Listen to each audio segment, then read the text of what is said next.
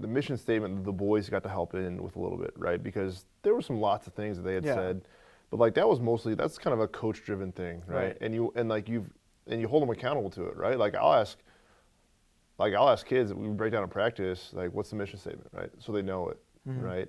The vision's mostly a you thing, right? Whatever you and Coach Cross wanted to be, that's a you thing. But the more ways you can add accountability to them, the better off it is, and then you don't bend on it, right?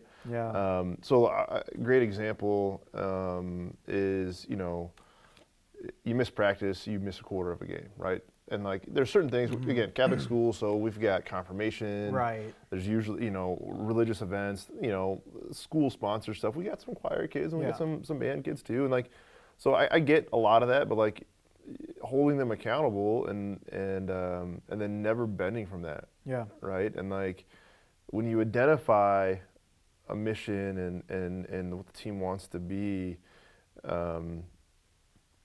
you're going to get a core group of kids that are just going to do it no matter what, right? And you have some kids that look at it as a seasonal sport. Well, it's springtime. I'm going to play lacrosse. You always have that. Like you get football players. Like it's football. Like, I got to play football right now. But I think back to when I took over as head coach. My first meeting was not. Athletic director told me I was going to be head coach. I said, how soon can I meet with you, the principal, and Garen's there's a president of a board, like a foundation. How soon can I meet with all three of you at one time? And I met with those guys because I wanted to know, what is your view of the program, right? And then how can I, if it's negative, how can I change that? And what are you expecting of not just me as a coach, but of us as a program, right? And so once you know kind of what admin's looking at coming down and then what you want to do from the bottom up, and you just drive that accountability, right? It's crazy. It's like, I missed practice, so it's a quarter of a game, right? But like, you'd be surprised, like a quarter of a game, to some boys, like they just live to play, right? Yeah. And like, I'll get, emails and parents calling and contact with players.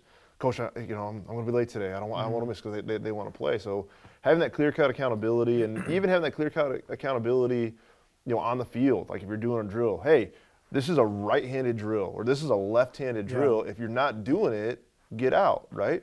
The biggest problem is like a kind of fast break shot, like certain parts that's got to be left-handed, right? And if a kid doesn't do it, bench, and it doesn't matter who it is. It could be your star player, and he could have had a mental gaffe, right? Not in my right mental space, right? Don't care, go over there, right? And you got to hold. It's hard. It's really hard.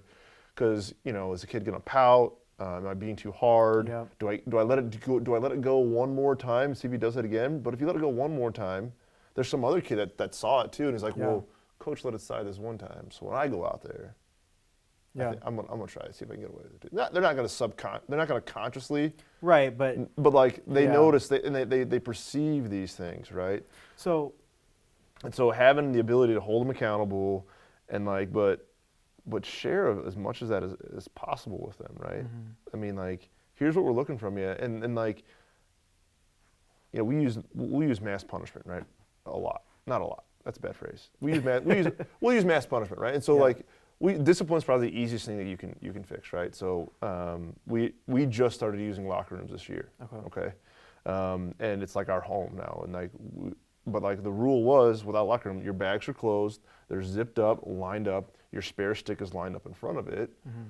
And if it wasn't to that way, right, everybody else had to run, well, that young man had to fix his stuff. And coach just said, like, the bag's open. He didn't have to come, but like, I would dump out the bag and throw it all over the field. And these kids are doing 4 stops or suicides or whatever, but like, kids will buy into that because like it becomes more of, and grades. I get a grade report. Hey, so-and-so kids are below the GPA, so that's how much we're gonna run, right? You build those gradient steps and you control all that. Like, kids that want to be there and be good will stay and play, right? Kids that like, they're playing a spring sport because their fall sport asked them to,